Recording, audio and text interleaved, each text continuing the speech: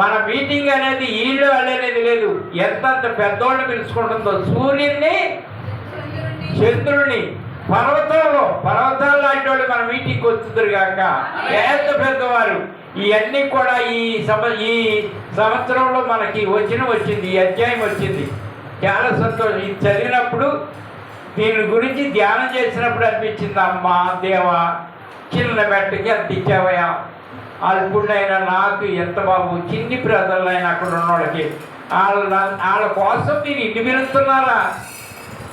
పిలుస్తున్నారని చెప్తూ ఈ రోజున మరి మనకందరి జ్ఞానాన్ని బట్టి ఇన్ని చెప్పినటువంటి దానిలో నుంచి మనకేం తీసుకుందాం అమ్మా? మీరందరూ.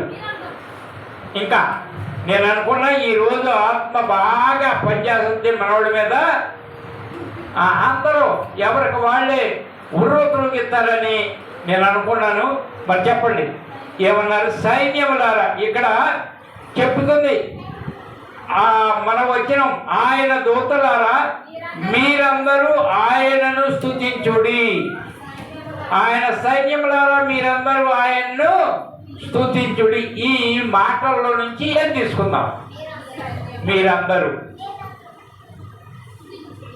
ఇంకా అందరూ అదేనా? ఇంకేమన్నా ఉన్నారా? సైన్యములారా కొంతమంది. ఎవరెవరో మీరందరూ అన్నది ఎవరెవరో ఒకసారి నేను క్లారిటీగా మీరందరూ అన్నది 5 అన్నారు. సైన్యములారా అన్నది ఎవరు? అమ్మ 2 ఆప్షన్లు ఉన్నాయి, ఒకటే ఉంటుంది. అమ్మా సైన్యములారా అన్నది ఎవరు? రాణి గారు. ఇంకా ఇక్కడ ఉన్నటువంటి దొండపాటి హర్షవర్ధన్, తర్వాత తాడిగడప సుశాంత్. ఇంకా మీకేం అవసరం లేదా? ఏమండి వాళ్ళు ఎత్తుతున్నారు, వాళ్ళకైతే సబ్బులు అవసరం, కానీ మాకు ఎందుకంటే సబ్బు అక్కడ పెట్టి మేము స్నానం చేస్తాం. దాని జోలి మాకు ఎందుకు అనుకుంటున్నారా? సబ్బు కాకపోతే పేపర్ బిస్కెట్లు 10 రూపాయలు తెచ్చారు, ఏదో ఉండిస్తా. అసలు దేవుని మందిరంలో తీసుకుంటాం అంటే ఘనతే కదా. ఎలా సండే స్కూల్ టీచర్ గారు వారి యూత్ అమ్మా స్తుతించుట ఎంతమంది? అందరూనా? స్తుతినా? ఇంకా ఈ సంగపెద్ది గారికి ఏమి లేదా? ఇక్కడ బుర్ర మీకుంటూ కాదు నేను చెప్తున్నా. ఆయన దూతలారా మీరందరూ ఆయన్ను స్తుతించుడి. ఆయన సైన్యములారా మీరందరూ ఆయన్ను స్తుతించుడి. దీనిలో నుంచి మరి అందరూ అని ఆడపిల్లలు 5 అన్నారు, సైన్యం అని ఒక రాణి గారు అన్నారు, స్తుతించుడని సండే స్కూల్ పిల్లలందరూ అన్నారు. అదేవిధంగా మరి ఈ పిల్లలు కూడా సైన్యమే అని అన్నారు. ఈ రోజున లెక్క ప్రకారంగా సైన్యం ఇప్పుడు ఉన్నది అందరూ కాదు, సైన్యం అందరూ ఉన్నాం. వారిలో సైన్యం వేరు. ఇశ్రాయేల్ ప్రజలు చాలా మంది ఉన్నారు. వారిలో సైన్యంగా వివాహాన్ని ఛేదించేవాళ్ళు, ఖడ్గదారులు, కత్తులు పట్టుకుని రెడీగా ఉండేవాళ్ళు. వాళ్ళు సైన్యం చాలా మంది ఉంటారు సైన్యం. కానీ యుద్ధానికి బయలుదేరే వారు సైన్యం. యుద్ధానికి, ఆ యుద్ధమే మనకి మీటింగు. ఆ మీటింగ్ గురించి సైన్యము. ఈరోజు సైన్యము మరి ఎవడే వాళ్ళకి ఇచ్చేయండి బాబు. మొట్టమొదటిగా చెప్పినటువంటి రాణి గారికి సబ్బిచ్చి, పిల్లలు కదా వాళ్ళకేమో పేపర్ బిస్కెట్లు ఉన్నాయి. ఇంకా ఒకటే ఉందా? ఎంతమంది చెప్పారు అమ్మా? అది కాదు, ఎంతమంది చెప్పారు వాళ్ళు పిల్లలు? ఎంత?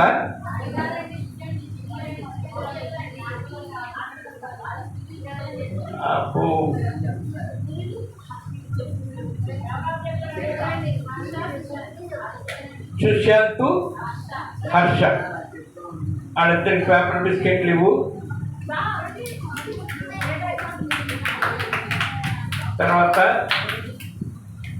రాణి గారికి మట్టికి సబ్బు ఇవ్వు. ఇప్పుడు స్నానం చేసుకుంటారు. ఇది ఏమైనా ఈరోజు సండే స్కూల్ పిల్లలకి గిఫ్ట్లు ఇవ్వలేదు కదా నేను, ఇచ్చానా? ఓకే ఓకే ఓకే ఓకే సరే, మంచిది. ఈ సమయంలో మరి సైన్యాన్ని గురించి తెలుసుకుందాం. ఈ రోజున మనం అందరం సైన్యం అని చెప్పుకున్నాం కదా. ఆ సైన్యాన్ని గురించి అంటే సైన్యం ఎవరు?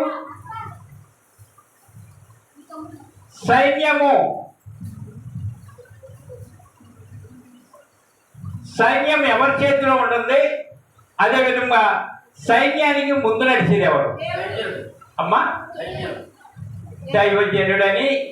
సైన్యానికి ముందు నడిచేది దేవుడు అని మరియా కుమారి, ఇది గోల్డిమేర్ గారు అన్నారు. దైవజనుడని ఈయన అన్నారు. మీరు సైన్యానికి ముందు నడిచేది అంటే సైన్యం ఎవరి చేతిలో ఉంటుంది? సైన్యం ఎవరు? ఇప్పుడు మీరే సైన్యం, నేను చెప్పేసే విడగొట్టేసా. సైన్యం అనేది యుద్ధశూరులయ్యి ఖడ్గదారులై ఉండాలి దేన్నైనా ఎదుర్కోవడానికి. అది చిన్ని సంఘం కాబట్టి ప్రతి ఒక్కరూ ఇశ్రాయేలు ప్రజలంట ఆ వయసు కాడి నుంచి కూడా మిలిటరీలో పనిచేయాలంట. ఆడ మగ తేడా లేదు, అందరూ కూడా యుద్ధం నేర్చుకునే ఉంటారంట. ఇశ్రాయేలు ప్రజలు కొద్దిగా ఉన్నారు కాబట్టి ఆ రాజ్యం, ఆ దేశం అనేది చిన్నది కాబట్టి అందరికి యుద్ధం వచ్చు. అందరూ పిస్టల్ కాలుతారంట, అందరూ బాంబు వేస్తారంట, అందరూ యుద్ధం చేస్తారంట. ఆడోళ్ళు ఇలా అనేది లేదు, ఆ విధంగా ఉన్నారు. మన చిన్నది కాబట్టి అలా ఉందామని నా ఉద్దేశం కూడా. ఇశ్రాయేలు ప్రజలు ఎలా ఉన్నారో మనందరం చిన్న పెద్ద అందరూ కలిసి ఖడ్గదారులాగా నిలబడాలనేది ఆశ. కనుక ఈ రోజున సైన్యము ఎవరి చేతిలో ఉంటుంది? దేవుని చేతిలో సైన్యం ఉంటుంది. ఆ సైన్యానికి ముందు నడిచేది ఎవరు? దైవజనుడు. ఇంకా ఆన్సర్ చెప్తానమ్మా. ఇక్కడ బైబిల్లో నుండి నేనేదో మనం మాట్లాడుకుని ఆడేపి చెప్పాడు ఏడేపి చెప్పాడు అయ్యారు కాదు. బైబిల్లో నుండి వస్తుంది వాక్యం ఈ రోజున. ఆ సైన్యాన్ని గురించి, ఆ సైన్యం ముందు నడిచేది ఎవరో చెప్తుంది. మలాకీ గ్రంథము పాత నిబంధన ఆఖరి పేజీ, ఆఖరి పుస్తకం, పాత నిబంధన ఆఖరి పుస్తకం, అధ్యాయం 3:1. అమ్మా, ఇదిగో నాకు ముందుగా మార్గము సిద్ధపరచుటకై నేను నా దూతను పంపుచున్నాను. మీరు వెతుకుచున్న ప్రభువు అనగా మీరు కోరు నిబంధన దూత తన ఆలయమునకు హఠాత్తుగా వచ్చును. ఇదిగో ఆయన వచ్చుచున్నాడని సైన్యములకు అధిపతి యెహోవా సెలవి.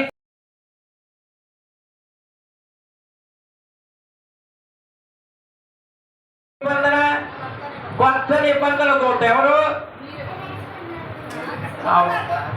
కొత్త నిబంధనకి మరి దూత ఎవరు? రాజు ఎవరు? దాన్ని నెరవేర్చేది ఎవరు? అది అక్కడికి రావాలి. ఇప్పుడు కొత్త నిబంధన సంఘం మనందరం కలిసి ఏ నిబంధనలో ఉన్నాం? కొత్త నిబంధన. పాత నిబంధన నెరవేర్చాడు మన తండ్రి అయినటువంటి యేసుక్రీస్తు. ఆయన తండ్రి ఏం చేశాడంటే పాత నిబంధనకు అధిపతి అయి ఉన్నాడు. అప్పుడే కాదు, ఇప్పుడు కూడా సైన్యాన్ని నడిపించాలంటే తండ్రి అయిన దేవుడే. కానీ యేసుక్రీస్తు మనకి దేవుడై ఉన్నాడు. ఈ నిబంధనకు కర్త అయి ఉన్నాడు, దాంట్లో సందేహం లేదు. ఈ నిబంధనకు కర్త అయినటువంటి మన ప్రభు అయిన యేసుక్రీస్తు మనకు ముందు వెళ్తాడు. అది ఈ రోజున మేము సైన్యమై ఉన్నామయ్యా, మేము రెడీగా ఉన్నాం, మాకు ముందు ఎవరు వెళ్తారంటే నేను వెళ్తానంటే అస్సలు నడవలేదు. అది ముందుకు సాగదు. నిజంగా నన్ను రాను కొద్దిగా పట్టుకుని నడిపియలేమని అనిపిస్తుంది, తూలిపోతుంది ప్రాణం. మా తమ్ముడు రాత్రి వచ్చాడు కానిస్టేబుల్, ఏంటనే తూలిపోతున్నావు? తూలిపోయిన నా ప్రభువు ఎదరు నడుస్తున్నాడు, పట్టుకుంటాడు. ఆ ధైర్యంతో నేను నడుస్తున్నాను. మీరు కానీ నేను కానీ ఎవరైనా సరే మనము తూలు వస్తుంది, మనకి కోపం వస్తుంది, మనకి అసూయ వస్తుంది, కానీ మన ముందు నడిచేది ప్రభు అని మనం వెంటనే తగ్గించుకోవాలి రాత్రి లెక్కల ప్రకారంగా. ఆ విధంగా ఈ రోజున మనకు జరిగే యుద్ధం, ఆ యుద్ధానికి సైన్యం, ఆ సైన్యం మనమైతే సైన్యానికి అధిపతి తండ్రి అయిన దేవుడు. ఆ సైన్యానికి ముందు నడిచేది మన ప్రభు అయిన, మన నిబంధన కర్త, మన నిబంధన దూత ఆయన నడుస్తున్నాడు. అర్థమైంది కదా? నెంబర్ 1 మన నిబంధనకు దూత ఎవరంటే మన ప్రభు అయిన ఆయన. నిబంధనకు దూత, నిబంధనకు దూత అంటే మనకు దూత. ఇటు రండి, ఇక్కడ కూర్చోండి, ఇక్కడ ప్రార్థన చేయండి, ఇక్కడ పని చేయండి, ఈ పట్టుకెళ్ళండి అని చెప్పేది నడిపించేది మన ప్రభు అయిన యేసుక్రీస్తు. కానీ అందరికీ సైన్యాధిపతి ఎవరంటే తండ్రి అయిన దేవుడు. అర్థమైంది కదా? నెంబర్ 1 చెప్తుంది, ఇదిగో నాకు ముందుగా మార్గము సిద్ధపరచుటకై నేను నా దూతను పంపుచున్నాను. మీరు సైన్యంగా ఉండండి, నేను నా దూతను పంపుతా మీకు ముందు నడవడానికి అని చెప్తున్నాడు. సైన్యములకు అధిపతియగు యెహోవా. ఇప్పుడు సైన్యానికి అధిపతి ఎవరు? యెహోవా. మన సైన్యానికి ముందు నడిచేది దూత. ఆ దూతే మన ప్రభు అయిన యేసుక్రీస్తు. కనుక ఇక్కడ ఈ రోజు అంశం ఏంటి? సైన్యం. రెండవదిగా చెప్తుంది, అంటే సైన్యములకు ఏం కావాలి? ప్రభు దూతగా ఉన్నాడు, ముందెళ్తున్నాడు మార్గాన్ని. ఇప్పుడు వాళ్ళు రేపు వెళ్తారు, ఇదిగో ఇక్కడ అంటిండి, ఇక్కడ అంటిండి అని చెప్పేది కూడా మన ప్రభువే దూతగా ముందెళ్ళి చేస్తూ ఉన్నాడు. అదేవిధంగా మేము వెళ్ళి అంటించేది కూడా ఆ విధంగానే ముందెళ్ళేది ఆయనే సైన్యానికి. మరి సైన్యములకు ఏమి కావాలి? వెళ్ళాలంటే ఏం కావాలి? ఆయుధాలు కావాలి. నాకేమీ లేదని మరి గోల్డ్ మీద నేను చెప్పాను కదా ఇందాక దేవుడని, మర్చిపోయారా? మీకు ఇస్తారు, మీకు ఇస్తారు. మంచి వచ్చినని చెప్పావురా. దేవుడు మనకు ముందు నడిచేది ప్రభు. ఈ సైన్యములకు అధిపతి ఎవరంటే తండ్రి అయిన దేవుడు. మనకి దూత, కొత్త నిబంధనకు, ఈ నిబంధనకు దూత ఎవరంటే మన ప్రభు అయిన యేసుక్రీస్తు. అదే చెప్తుంది. మరి సైన్యములకు ఏం కావాలి? మరి ఏం కావాలంటే షారోన్ రాణి గారు యుద్ధం కావాలి, కవచం కావాలని చెప్తుంది మరి షారోన్ రాణి గారు. దాని గురించి ఎక్కడెక్కడ కాదు, సైన్యానికి ఏం కావాలి, ఆ కావాల్సిన ఎన్ని ఉంటాయి కూడా ఇప్పుడు తేల్చేసుకుందాం. ఆ కావాల్సింది ఏంటో చెప్తున్నాడు. ఈసారి పుస్తకాలన్నింటిలో ఆఖరి పుస్తకానికి వెళ్దాం. ముందుగానేమో పాత నిబంధన ఆఖరి పుస్తకం, ఇప్పుడు అసలు బైబిల్కే ఆఖరి పుస్తకం కాడికి వెళ్ళి 9:16 ఆఖరి పుస్తకం. గుర్రపు రౌతులారా, గుర్రపు రౌతుల సైన్యముల లెక్క 20 కోట్లు, వారి లెక్క ఇంతని నేను వింటిని. చాలండి. ఈ సైన్యానికి రౌతులు ఎంతమంది? 20 కోట్లు. మనకి మన సైన్యం, మన సైన్యాన్ని నడపడానికి రౌతు. అసలు రౌతు అంటే ఏంటి?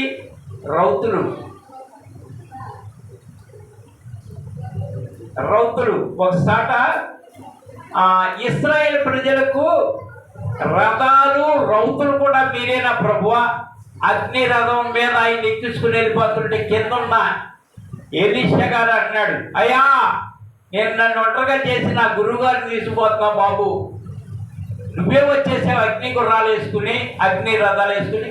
రథాలు రౌతులు కూడా మీరేనా నాయన అన్నాడు.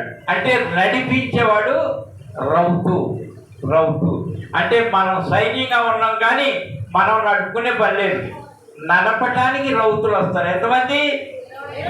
20 కోట్లు. అసలు దూత అంటే ఆయన దూత అంటే సామాన్యం కాదు. ఒక దూత ఎంతమందిని భూమి మీద ఉన్న మానవులను చంపగలదు? 1,85,000 ఒక రాత్రి చంపేసింది. ఏది? ఆనాడు దూత, ఒక్క దూతే వచ్చింది. అంతమందిని చంపే పవర్ ఉంది ఆ దూతకి. ఆ దూతే ఈ రోజున ఎంతమంది అంట, ఎంత 20 కోట్ల మంది మన చిన్న సైన్యానికి రౌతులు, రథాలు నడిపే రౌతులు. కనుక మనం భయపడే పని లేదు. మనకేం కావాలంది? షారూను యుద్ధ కవచాలకు ముందుగానే వెళ్ళాలంటే రౌతు కావాలి. ఆ రౌతే నడిపించే, రథాలను నడిపించే రౌతు. ఆయన ఎంతమందిని సిద్ధపాటు చేశాడు? ఈ రోజున మనకి 20 కోట్ల మందిని సిద్ధపాటు చేశాడట. మీటింగ్ చిన్నదేనని మనం అనుకుంటున్నాం, దాని విలువ అనేది ఎంత అని చిన్నగా అనుకుంటున్నాం. కొన్ని కోట్ల విలువ ఖర్చుగా ఉంటుంది ఆ చోట్లు ప్రకటించే ఒక వాక్యం. ఆ వాక్యం అనేది ఎవరికి? రాత్రి లెక్కల ప్రకారంగా వాక్యాన్ని ఎవరికి పంచుతున్నారు అమ్మా? పంచేది ఎవరికి? అది పేదలైన వారికి వాక్యం పంచుతున్నారు. అంటే పేదలు ఎవరంటే డబ్బున్నా వాక్యం లేకపోతే పేదలేదు. వాక్కు అంటే రక్షించేది, బాగు చేసేది, నడిపించేది, సరిచేసేది వాక్కు. ఆ వాక్కు అయి ఉన్న దేవుడే. మనకి ఫ్లెక్సీ అనకమాల పెద్ద పెద్ద అన్ని అక్షరాలు ఏముండవు, చిన్న బైబిల్ ఉంటుంది. ఆ బైబిల్లో కొన్ని పదాలు ఉంటాయి. ఆ పదాల్లో ఒకేపు నేను తీసుకున్నా, రాపించుకున్నా. ఒకేపు ఎవరంటే యోబు గారు వర్షిప్ లీడరు, ఆయన ఒక చెప్ప తీసుకున్నారు. ఇక్కడ పనులన్నీ ఇంచుమించుగా మేము 20 కలిసి చేస్తున్నాం ఈ సంవత్సరం. ఎందుకంటే దేవుడు ఎవరినైనా సరే అన్యాయం చేయడు. ఒకరు లేరు అంటే మరొకరిని ఇస్తాడంతే. ఆ ఇచ్చిన వాడే యోబు గారు. ఆయన ఏమన్నా అనుకోని మనకైతే దేవుడు వాడతాడంతే. వాడేది ఆయనే రౌతుగా ఉన్నాడు. అంటే యుద్ధ రథాన్ని నడిపేవాడిగా ఉన్నాడు. రథం మీద మీరు కూర్చోండి, ఆ యుద్ధం వచ్చినప్పుడు చేయి అని చెప్తుంది. రెండవది ఏంటంటే సైన్యమునకు లెక్క. అంటే ఈ సైన్యానికి 20 కోట్లు రౌతులు రెడీ అవుతున్నారు రేపు జరగబోయే మీటింగ్కి. రెండవది. మరి మూడవది, అందుకు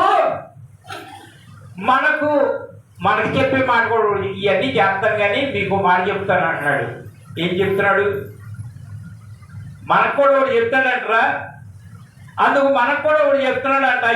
ఏం చెప్తున్నాడంటే మళ్ళీ మలాకీకి రండి, మళ్ళీ పాత నిబంధన ఆఖరి పుస్తకానికి రండి. వచ్చి 1:10 చదవండి. మీలో ఒకడు అమ్మా నా బలిపీఠం మీద నిరర్ధకముగా అగ్ని రాజపెట్టకుండానట్లు నా మందిరపు వాకిట్లను మూయవాడొకడు మీలో ఉండిన ఎడల మేలు. అంటే మూసేవాళ్ళు ఉంటున్నారు. ఏది? మన ప్రయాణాలకి ఒకళ్ళు అడ్డు తగిలే అవకాశం ఉంది. వాళ్ళు లేకుండా ఉంటే మేలు. వాళ్ళే చేయాలా, వీళ్ళే చేయాలా? మనకు కూడా చెప్తున్నారు. ఒకవేళ వాకిలి అంటే ఏంటంటే త్రోవ. ఇక్కడ చెప్పిన మాటను బట్టి ఏమంటున్నాడంటే మీలో ఒకడు నా బలిపీఠం మీద నిరర్ధకముగా అగ్ని రాజపెట్టకుండానట్లు. నిరర్ధకముగా అర్థం పర్థం లేకుండా కయ్యం పెట్టేది వద్దు. ఈ విధంగా నేను సైన్యాన్ని నడిపిస్తాను, నేనే ఏర్పాటు చేస్తా, సైన్యానికి అధిపతిగా నేనుంటా. కానీ మీలో ఎవరు కూడా అగ్ని అగ్గిపుల్ల వేయద్దు. ఒక మాటలో చెప్పాలంటే తైక్కు మనకి వెళ్ళిపోతున్నావు. ఇప్పుడే అయ్యగారు పిలిచాడు, నన్ను పిల్లల కూర్చో. అదేంటి? అర్థం పర్థం లేకుండా అగ్గిపుల్లకి ఇస్తాం అనమాట. అంతేగాని నువ్వు వస్తే రామ్మా, లేకపోతే లేదు, నేనైతే వెళ్ళిపోతున్నా. వాటిని చేసుకున్నోడికి చేసుకున్నంత. ఈ సంవత్సరం మళ్ళీ మీటింగ్ చేయాలంటే 1,00,000 అవుద్ది అన్నాడు అయ్యారు. చేయగలవా? మళ్ళీ సంవత్సరం ఎలా ఉంటామో ఏం చేస్తామో. కానీ ఈ రోజునే వచ్చింది అవకాశం, యుద్ధం చేద్దాం అని ఎవరికాళ్ళే ఉన్న పాటున చేయగడుక్కుని, అన్నం తిని చేయగడుక్కుని అలా వచ్చేస్తేనే అది అగ్గిపుల్లం తీయకుండా ఉన్నట్లు. అర్థమవుతుంది వాక్యం? ఈ రోజున మన మీటింగ్ వాక్యం రా. మీటింగ్కి ఇటు అంశం, రెండు కలిసి సైన్యము. ఆ సైన్యం అనేది నెంబర్ 1 ఏంటంట అమ్మా? ఇదిగో నాకు ముందుగా మార్గం సిద్ధపరచుటకు యేసుక్రీస్తునే పంపించాడు. ఎవరు? తండ్రి అయిన సైన్యములకు అధిపతి అయిన దేవుడు పంపించాడు. నెంబర్ 1 ఆయన పంపించాడు. ముందు నడిచేది ఎవరంటే మన ప్రభు. సైన్యం ఎవరింతకే మనమేనంటారు బాబోయ్. సైన్యం మనం సైన్యాన్ని నడిపించేది యేసుక్రీస్తు. సైన్యానికి అధికారి ఎవరంటే మన తండ్రి అయిన దేవుడు. అర్థమైందిగా. రెండవది చూసుకుంటే ఆ సైన్యానికి మరి ఏం కావాలంటే రౌతు నడిపించేవాడు కావాలి. నడిపించేవారు ఎవరంటే ఎంతమంది అంటే 20 కోట్ల మంది ఉన్నారు. మనకి ఏం భయపడబాకండి, 20 కోట్ల మంది ఉన్నారు. మూడవదిగా చేస్తుంటే మీలో ఒకడు నా బలిపీఠం. బలిపీఠం అంటే దేవుని ఏర్పాటు, దేవుని పని. ఆ పని చేసే విషయంలో అగ్ని రాజబెట్టకుండా ఉండునట్లు నా మందిరపు వాకిళ్లను మూయవాడొకడు. వాకిలి అంటే మనకైతే తెలియదు కానీ త్రోవ. వాకిలి అంటే గుమ్మం. ఆ గుమ్మాన్ని మూసేవాడు ఉంటాడు, శత్రువు అనేవాడు. ఎవరిలో బయలుపెడతాడు కానీ అలాంటి వాడు లేకుండా ఉంటే మేలు. ఎవరికి వాళ్ళే మనస్ఫూర్తిగా వాక్యం విని ఆ వాక్య ప్రకారంగా తీసుకుంటే ఈరోజు ఈ సంవత్సరం ఇచ్చే ఆశీర్వాదం సామాన్యంగా ఉండవు. ఈ పాత్రల వెంటకి చాలామంది వెనక్కి లాగుదావా అన్నట్టున్నా కానీ ముందుకు నడిపించగలిగిన మన ప్రభువు ఈ రోజున అధికారి ఎవరో, అధిపతి ఎవరో, సైన్యానికి యెహోవా. ఆయన సామాన్యుడు కాదు. సూర్యులారా, సూర్య చంద్రులారా రండి, భూమి రండి, ఆకాశమా రండి, పర్వతాల రండి రండి రండి అని పిలిచిన ఆయన సైన్యానికి అధిపతిగా ఉన్నాడు, సామాన్యంగా లేదు. మూడవదిగా చెప్తున్నమాట. మరి నాలుగవది అంటే వ్యర్థముగా అగ్ని రాజు పెడితే నా మందిరపు వాకిళ్ళు మూయవాడు. దాని సందర్భంగా ఒక మాట ఈ విధంగా జరుగుతుంది అని ముందుగా హెచ్చరించి మరొక మాట చెప్తుంది. ఏంటి అంటే యాకోబు పత్రిక వెళ్తాం. ఈసారి యాకోబు పత్రిక 5:4 యాకోబు గారు రాసిన పత్రిక.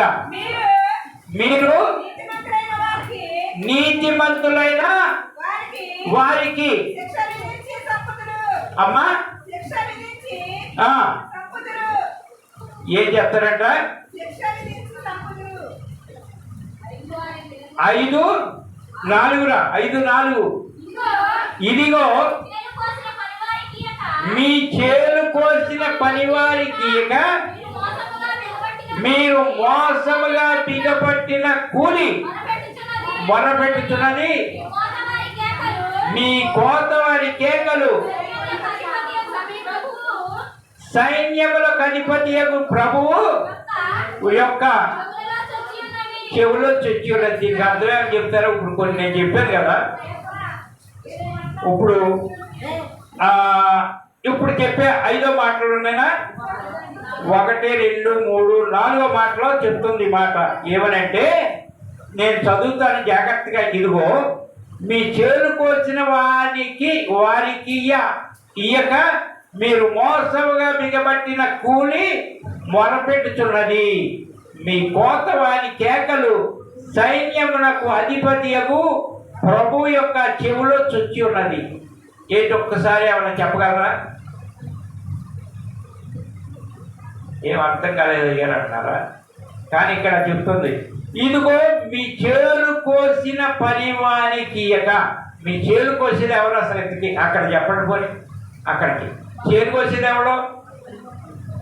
చేను కోస్తారంటే మేము మొక్కజొన్న వేసేవాడిని, మాకు ఇంతకు ఎవరు వచ్చారు, ఎవరు రాలేదండి, మేము కూలోడు పెట్టుకున్నారంట. చేను అంటే ఏంటి? సంఘము చేను. ఆ చేలో కోత కోసేది ఎవడు? అది ఇప్పుడు లైన్లోకి వచ్చారా. కోత కోసేవాళ్ళు మీరు. ఆ కోత కొడుకు కోసిన పనివానికి మీరు మోసముగా బిగబట్టిన కూలి. కూలేంటి? బిగబట్టిన కూలి. కోసేవాడు నేనే కదా. ఆ కూలేంటి? వాక్యము. కూలి. ఈ రోజున మీటింగ్ జరుగుతుందా? ఆ మీటింగ్కి నేనేంటికి ఇవ్వాలి? వాళ్ళు 5,000. ఇప్పుడు షారోన్ రాజు మరి 5,000 ఇచ్చారు రాత్రి, ఇంకా ప్రకటించలేదు. మరి ఆ సంఘ పెద్ద గారు 5,000 ఇచ్చారు.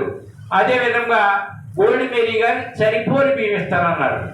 వాళ్ళు ఎచ్చుందమ్మా వాళ్ళు ఇచ్చారు. నేనేంటికి ఇవ్వాలంటే నీ దగ్గర ఓపిక లేకపోతే ఇదిగో ఇంత ఉందా నీవు, సరే ఓకే, దాని లెక్క ప్రకారంగా దేవుడు ఆశీర్వాదం ఇస్తాడు. ఎవరి కొలత ప్రకారంగా వాళ్ళు.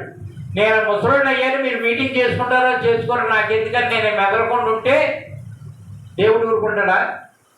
మీతో ఉండాలి కదరా. నేను ఇచ్చేద్దాం కనీసం మాటకైనా మీతో ఉండాలిగా. ఉంటేనేగా మీరు ముందుకెళ్ళేది. అంతేగాని ఈ పాపను చదివికుండా మెదలకుండా అలాగే పెంచి పెద్ద చేసిన తర్వాత ఆమె చెప్పు సమాధానం. నీ వయసులో నువ్వు పెంచు, నీ వయసులో నువ్వు మాట్లాడు, నేర్పించు.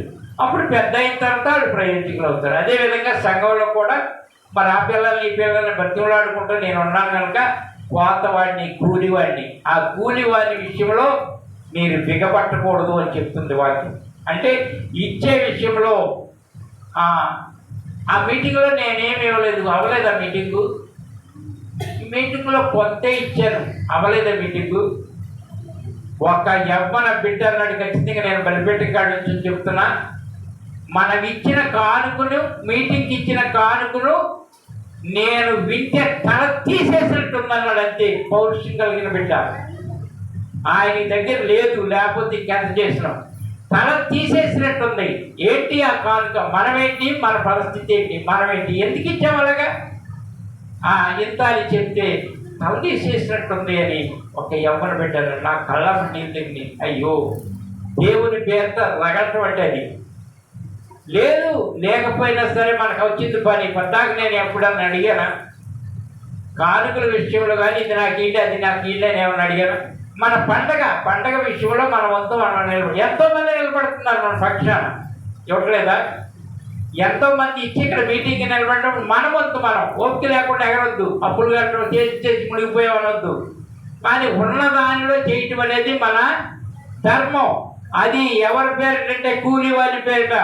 అది నేను మొరపెడతా ఉంటా, బాబు ఎక్కడికి వెళ్ళి దేవుడి దగ్గరికి వెళ్ళాయా, మీటింగ్కి ఇంకా రాలేదు బాబు, మీటింగ్కి ఇంకా అది ఉందయ్యా, ఇది ఉందయ్యా అని ఎవరో మొరపెట్టేది? నేనే మొరపెడితే ఎక్కడికి వెళ్తుంది? తండ్రి అయిన దేవుడు, సైన్యానికి అధిపతి అయినటువంటి దేవుడు, సైన్యాన్ని నడిపించే దేవుడు, ఈ సంఘాన్ని నడిపించే దేవుడు చెవులోకి వెళ్తాడ. జాగ్రత్త. ఇచ్చే స్తోమత ఉండి ఎవరినైనా మీరు అభ్యంతరం పెట్టినా, ఎందుకు ఇవ్వాలంటున్నా, వినేది ఎవరనుకుంటున్నారు? దేవుడు. నేను ఖచ్చితంగా మోకరించి అడుగుతాను, ఆయన మీటింగ్ సంగతి ఏంటని. ఎందుకంటే అది నా బాధ్యత. ఎవరిని పంపిస్తారు? పోయిన సంవత్సరంలో, అంతకు ముందు సంవత్సరంలో భార్య భర్తలు ఇద్దరు వెళ్ళిపోయి మరి ధనం ఉంది కదా అని మరి నిలబెట్టాడు దేవుడు, వాడుకున్నాడు. అన్ని ఆళ్లే ముందుండి భార్య భర్తలు ఇద్దరు, యేసురాజు అక్షయరాణి ఇద్దరు కలిసి చేసుకుంటూ వెళ్ళారు. రెండో సంవత్సరం వచ్చే వాళ్ళకి వాళ్ళు కొద్దిగా లాస్ట్లో ఉండి కొంచెం మెత్తబడ్డారు. ఏంటైనా మీటింగ్ అని మోకాలు వేసి మొదలుపెడితే ఒక ఆయన మీకు చిగినంత వరకుతో చెప్పండి నేను ఇస్తానన్నాడు. ఇక్కడే రక్షణ పొందినటువంటి స్వరాజ్యం గారు అబ్బాయి. ఈ సంవత్సరంలో ఎవరిని ఎలా రేపుతారో ఎవరికి తెలియదు. ఆ ధైర్యంతో మన పాంప్లెట్లు విషయంలో ఒక చోట 8,000 అప్పు చేసి తీసుకుని వెళ్ళారు. నా దేవుడు తీరుస్తాడు. నా పిల్లలు ఉసూరు వెళ్ళకూడదంటే ఇక్కడ గౌరవప్రదంగా నిలబడాలి. నా దేవుడు సైన్యానికి అధిపతి. ఆ అధిపతి చేసే విషయంలో ఎవరు కూడా బిగపట్టమాకండి. నువ్వు వెళ్ళమాకే, నేను వెళ్ళనని బిగపట్టు. చేతి పని చేయండి, నిలబడండి, అన్ని పనుల్లో ఉండనంతే. పోటీలు పెట్టుకోవద్దు. ఉన్న దాన్ని నేర్చుకుని ఉన్న దాన్ని తినేసే చోట్లోకి వచ్చి ఇది తక్కువ ఉంది, అది తక్కువ ఉంది ఎవరిని పెట్టరు కూడా. ఆ విధంగా అందరికి కలిసి తిని ఆయన వింటాడు కూడా. నేను ఉసూరు అంటే ఆయన అయితే ఊరుకోడు. అదే నేను చెప్తుంది ఇక్కడ. ఈ 2వ మాట 4వ మాటకి ఏంటంట, కూలి కోత కోసేవాడు ఎవడంటే మీరే అన్నారు. నిజంగానే ఇక్కడ కోసే చేను అనేది సంఘం, కోసేది ఎవరు అంటే సేవకుడుగా, అతనికి వచ్చే కూలి ఒక పనిమాలుడే. ఆ కూలి సంగతుల గురించి 5వ మాట కూడా తెలుసుకుందాం. 5వ మాట, అసలు ఈ చోట్లో ఉన్నవారిని దేవుడు ఏమంటున్నాడు? ఈ విధంగా కూలేవాళ్ళు అన్నారు, కోసేవాడు మీరే, ఓకే. దాన్ని బట్టి ఇక్కడ ఈ చోట్లో ఉన్న వారిని దేవుడు ఏమంటున్నాడు? అసలు కూలి ఇవ్వడానికి ఇవన్నీ చేయడానికి ఏంటండి మేము అంటే, అదేవిధంగా పాత నిబంధన ఆఖరి పుస్తకం మలాకీ గ్రంథం కాడికే వెళ్దాం. 3:17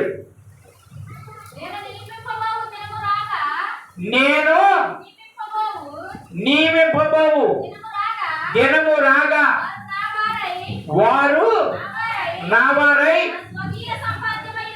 నా స్వకీయ ఏమన్నాడు దేవుడు? ఏమన్నాడు? నేను నియమింపబోవు దినము రాగా. ఏంట దినం? మీటింగ్ దినం. ఖచ్చితంగా వాక్యం మాట్లాడుతున్నా, నేనేం మాట్లాడుతున్నా? నిర్మించింది ఎవరు? దేవుడే. నేను నియమించిన దినము రాగా వారు నా వారై స్వకీయ సంపాదన అంటే సంపదన. మీరు ఎవరికి? దేవుని సంపద మీరే ఉన్నారు. అందుకే మిమ్మల్ని సైన్యంగా పోల్చాడు. ఆయన రథసారిదిగా ఆయన కుమారుని నడిపించి త్రోవ సిద్ధం చేస్తున్నాడు. ఎక్కడైనా వంకులు, ఎక్కడైనా దెబ్బలాంటి, ఎక్కడైనా గొడవ వస్తుందేమోనని ఆయన ముందుండి ప్రతి ఒక్కటి చేసుకుంటూ వెళ్తున్నాడు. అంతే. అర్థమవుతుంది కదా? ఈ రోజు పాఠం మీటింగ్ జరుగుతున్నది ఈ రోజునండి. ఆ రోజు ఎవరిది? నేను నియమింపబోవు దినము రాగా వారు నా వారై నా స్వకీయ సంపాద్యమై యుందురు. తండ్రి నన్ను సేవించు కుమారుని కనికరించినట్లు నేను వారిని కనికరించును అని సైన్యములకు అధిపతి యెహోవా సెలవిస్తున్నాడు. అంతే. నా కనికరం అనేది వాళ్ళ ఇంట్లోకి వెళ్ళండి. ఒకవేళ బాధపడుతున్నారా? డబ్బులు లేవు మీటింగ్ కదా అని బాధపడుతున్నారా? అయ్యో డబ్బులు ఉన్నాయి కదా దాన్ని అది పెద్ద అవసరమే అని బాధపడుతున్నారా? కనికరం కనికరం కనికరం చూపించి అది జరిపించుకుంటాడు. మీరు సంపాదన అంటాయి. ఇప్పుడు వరకు ఈ మందిరంలో ఉన్న సంపాదన అనే దానిలో తీసుకుంటే మరి యేసురాజు గారు వారి పండిన పంటలో నుంచి ఒక మూట తీసుకొచ్చి ఇక్కడ వేశారు. దాన్ని మరి తీసుకెళ్తాడా? నాది. అంతే కదా? అదేవిధంగా ఆంధ్రీ గారు కూడా ఎప్పటి నుంచో నేను మూట వేస్తాను రండి అంటున్నారు. ఆ మూట అక్కడే పెట్టి వస్తున్నారు. అది ఎవరిది? తీసుకెళ్ళండి ఇదిగో అంటున్నాడు. నాదే కదా? అలాగే ఇప్పుడు నాది అన్నాడు సంఘాన్ని. ఈ చోట్ల కూర్చున్న వారు ఎవరు వారు? దేవుని సంపాదన. మిమ్మల్ని పట్టించుకుంటాడా లేదా? పట్టించుకుంటాడు. మీరు బాధపడుతుంటే ఆయన బాధపడతాడు. మీరు ఇబ్బంది పడుతుంటే ఇబ్బంది పడతాడు. ఏంటి అనేది ఆయన సంపాదనగా ఉన్నారు మీరు. అర్థమైందా? అది 5వ మాటగా. అంటే ఆ విధంగా సంపాదన. అసలు ఈ చోట్ల ఉన్నవారు ఎవరైనా ఉన్నారంటే వాళ్ళ స్వకీయ దేవుని స్వకీయ సంపాదన. రక్తం ఇచ్చి కొనుక్కున్నవాడు, ఆయన ప్రేమ పంచి కొనుక్కున్నవాడు. అర్థమైంది కదా? ఈ స్వకీయ సంపాదన. నేను సంపాదించుచున్న ఆస్తి మరి ఎవరి అంటే నేను అన్నాడు సంపాదించుకున్న ఆస్తి మరి చేయవలసిందేంటి? ఆయన సంపాదించుకున్నది ఆస్తి. ఇన్నాళ్ళు 4 మనవాళ్ళు ఉన్నారు. ఎవరికి? 4 మనవాళ్ళు ఉన్నారు. ఇప్పుడు ఇక్కడ ఉన్నవారికి ఎవరికి? ఆంధ్రీ గారికి 4 మనవాళ్ళు ఉన్నాయి. ఏనాడు కూడా నా మనవడు సేవ చేస్తాడు అనలేదురా. నా మనవడు సేవ చేస్తే బాగుండని ఎవరన్నా. నేను మేసాలు వచ్చిన వాళ్ళు కూడా ఉన్నారు. కానీ మొన్న పుట్టాడో లేదో ఇంకా ఆయన ఉయ్యాల్లో కూడా ఇలా అప్పుడే అన్నాడు ఫోన్ మైక్లో, నా మనవడు సేవ చేస్తే బాగుండు. ఎందుకని? సంపాదన ఆయన సంపాదించుకున్నాడు ఒక మనవడిని. అంటే ఆయన వారసుడు. అంతే వారసుడు. అదే కానీ ఒల్లూరు వాళ్ళంతా కుదురుతా? లేదు. ఇంకొకరు ఎవరైనా ముల్లపూడి వాళ్ళంతా కుదురుతా? కుదరదు కనుక ఆయనకు వచ్చేసింది నాకోటి అని నా మనవడు కూడా సేవ చేస్తే బాగుండు. సేవ అంతేగాని కలెక్టర్ కోరుకోలా, ఇంజనీర్ కోరుకోలా. సేవ దేవుని పని. దానికంటే విలువైంది ఏది లేదని వాక్యం తెలుసున్నాడు కనుక, దానిలో ఉన్న మాధుర్యం తెలుసు కనుక ఆయన చిత్తం చేత నోటితో కలిగించాడు. ఆ నోటిలో నుండి వచ్చిన మాట నెరవేరును గాక. నాకు చాలా సంతోషం. ఈ సంఘంలో నుండి సేవకులు లెగాలని నా ఆశ. నాతోనే ముగిసిపోకూడదు. ఇక్కడ ఉన్న వాళ్ళు సేవ చేయాలి. ఈ ప్రాంతంలో వాళ్ళు ఆ ప్రభు సేవ చేయాలని ఆశపడుతున్నా. ఆ విధంగా ఆశ కలిగి ప్రతి ఒక్కరు కూడా సిద్ధపడాలి. చాలా మంది సేవకులు అయితే నేనే ఉండాలి. నా తర్వాత నా బిడ్డ, నా తర్వాత నా మనవడు వాళ్ళే ఉండాలి. కాదు యేసుక్రీస్తు అట్లా అనుకుంటున్నాడా? అక్కడికి వెళ్ళాడు. ఇక్కడికి వెళ్ళి అందరిని తీసుకొని సేవకులుగా చేసుకుని శిష్యులుగా చేసుకున్నాడు. ఈ చాలా ప్రాంతం ఉంది. దానిని బట్టి ఇక్కడ చెప్తుంది ఏమని అంటే నేను సంపాదించుకున్న ఆస్తి. మరి చేయవలసిందేంటి? నేను సంపాదించుకున్న ఆస్తి అన్నాడు ఆయన. మరి చేయవలసిందేంటి? జకర్యా గ్రంథం 1:14 6 మాట. మరొక మాట ఏముంటది? జకర్యా గ్రంథము 6:14. అమ్మా, కాబట్టి నాతో మాట్లాడుతున్నటువంటి దూత నాతో ఇట్లా నేను నీవు ప్రకటన చేయవలసినదేమనగా సైన్యములకు అధిపతియగు యెహోవా ఇలాగు సెలవిచ్చుచున్నాడు, నేను యెరూషలేము విషయంలోను అమ్మా సియోను విషయంలోను అధిక శక్తి కలిగి ఉన్నాను. చూడండి, సియోన్ అంటే ఏంటి? యెరూషలేము అంటే ఏంటి అమ్మా?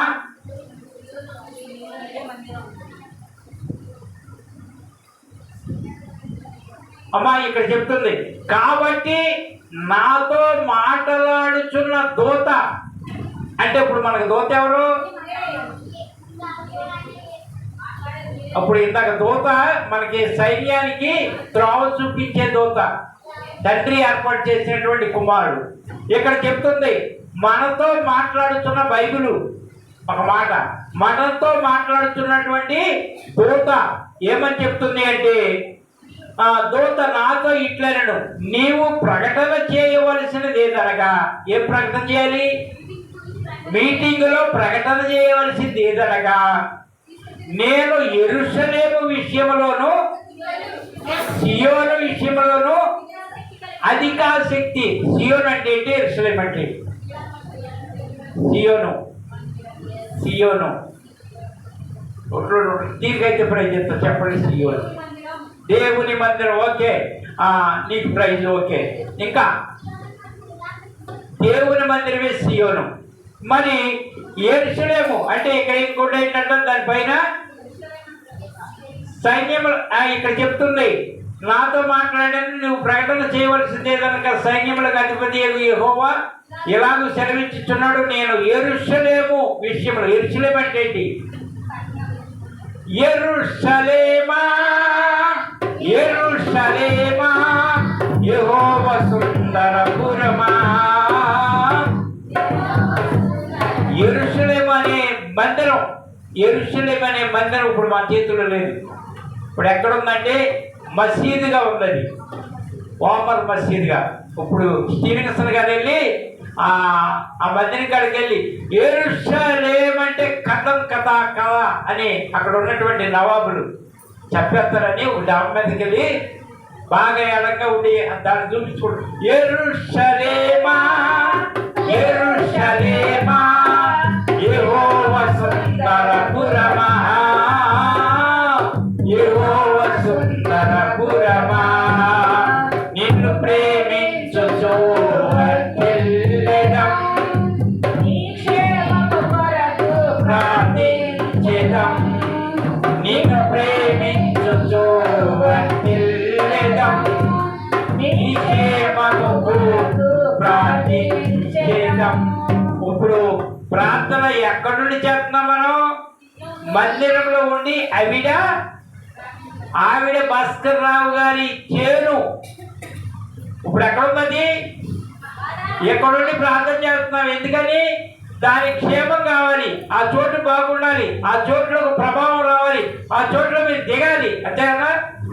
అదే విధంగా యెరూషలేము అనే మందిరం ఎవరి చేతిలో ఉందంటే ప్రక్క వారి చేతిలో ఉంది. అదే విధంగా ఈ రోజున కూడా మన స్థలం, మందిర స్థలం అంటే మీటింగ్ స్థలం అనేది పక్కవారి చోట్ల ఉంది. దానికోసం ఎక్కడుండి ప్రార్థన చేస్తున్నామంటే వెనకమాల దూరంగా ఉంది. అర్థమైంది కదా ఈరోజు సబ్జెక్టు? మన మీటింగ్ జరగటానికి జరిగే స్థలాన్ని గురించి ఇక్కడ ప్రార్థన చేయాలి. ఇక్కడ అడగాలి, ఆ చోటు బాగుండాలి, ఆ రైతు బాగుండాలి, ఆయన మమ్మల్ని ప్రేమించాలి, ఆ చోట్లో జరుగుతుంటే ఆనందించాలి, ఆ చోట్లోకి అందరూ రావాలి బాబు, వచ్చిన వాళ్ళు క్షేమముగా ఉండాలి బాబు, వచ్చిన వాళ్ళకి తృప్తిగా భోజనం పెట్టాలి బాబు, వచ్చిన వాళ్ళకి తృప్తిగా వాక్యం రావాలి బాబు, ఆ విధంగా జరగాలని మనం ప్రార్థన చేస్తున్నాము. అదేంటిది? ఆ చోటు పేరేంటి? యెరూషలేము అనే చోటు. మరి ఇక్కడ మందే సియోను. కొండలో నుండి సియోను నుండి ప్రార్థన. సియోనులో స్థిరమైన పునాది నీవు, సియోనులో స్థిరమైన పునాది నీవు, నీ మీదే ఆనుకొని. ఈ సియోనులో ఉన్న పునాది మన ప్రభు యేసు. ఆ యేసుక్రీస్తును ఆనుకుని ఆ చోటు కోసం ప్రార్థన చేస్తున్నాం. ఆ చోటులోకి ఇప్పుడు వెళ్ళి ఆ చోటు బాగుండాలని, బాగు చేయాలని మనందరం కలిసి ప్రార్థన చేస్తాం. ఈ విధంగా 7 మాటలు మీటింగ్ కోసం 7 మాటలు కూడా దాని ప్రకారంగా జరగాలి. హల్లెలూయా.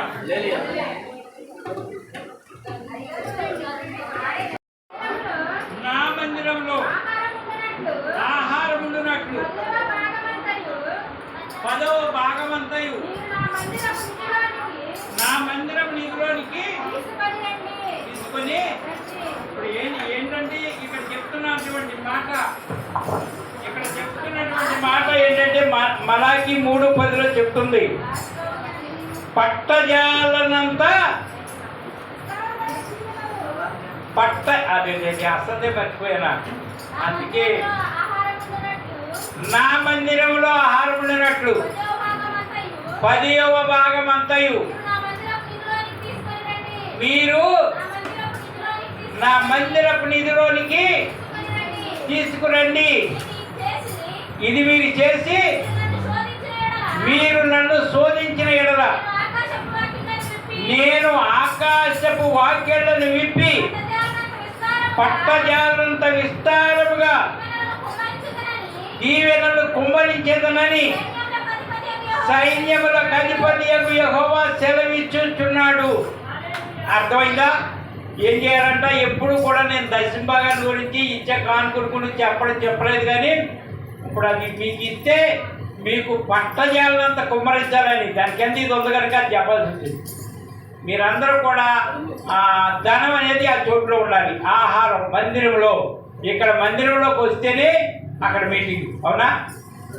ఇక్కడ ఆహారం లేకుండా నేను ఎప్పుడు కూడా ఉసూరు వెంట ఉంటే కుమ్మరించిన ఆహారం లేనట్టేరా. మీరు ఎప్పుడన్నా ఆళ్ళు వీళ్ళు కొంచెం అన్నం తీసుకొచ్చి పెడుతుంటే తృప్తిగా వెళ్తున్నాం కదా, అదేవిధంగా ఆహారం ఉంటే మీకే వస్తుందంట దీవెనలో. అప్పుడు అడగాలంట, లేకుండా ఇక్కడ ఏమీ లేకుండా వచ్చి మెదలకుండా వెళ్ళిపోయి అయ్యా నాకు ఈలేదంటే కుదరదు. ఇక్కడ చెప్తున్నా, నా మందిరంలో ఆహారం ఉన్నట్లు 10వ భాగం అంతయు మీరు నా మీ మందిరపు నిధిలోనికి తీసుకొని రండి. దీన్ని చేసి మీరు నన్ను శోధించిన నేను ఆకాశపు వాకిళ్లను విప్పి పట్టజాలనంత విస్తారముగా దీవెనలు కుమ్మరించేదను. సైన్యములకు అధిపతి యెహోవా. మన అధిపతి ఎవరు సైన్యానికి? యెహోవా. ఆయన చెప్తున్నాడు, ఈ విధంగా చేయండి, ఈ విధంగా చేయండి అని. ఆ ఆకాశ వాక్యులు అంటే ఎప్పుడన్నా ఇవ్వబండియా? ఎప్పుడు ప్రైజ్ చూడండి తిరిగి. ఆకాశపు వాక్యులు విప్పబడి, ఆకాశపు వాక్యులు కాదు కానీ ఆకాశపు తూములు ఇప్పబడి. ఆ నోవాహు వారంలో ఎలా విప్పబడితే ఏమైంది? భూమి మీద మొత్తం జలప్రళమైంది. అలాగా మీకు ఆశీర్వాదం దీవెన కుమ్మరిస్తాడంట.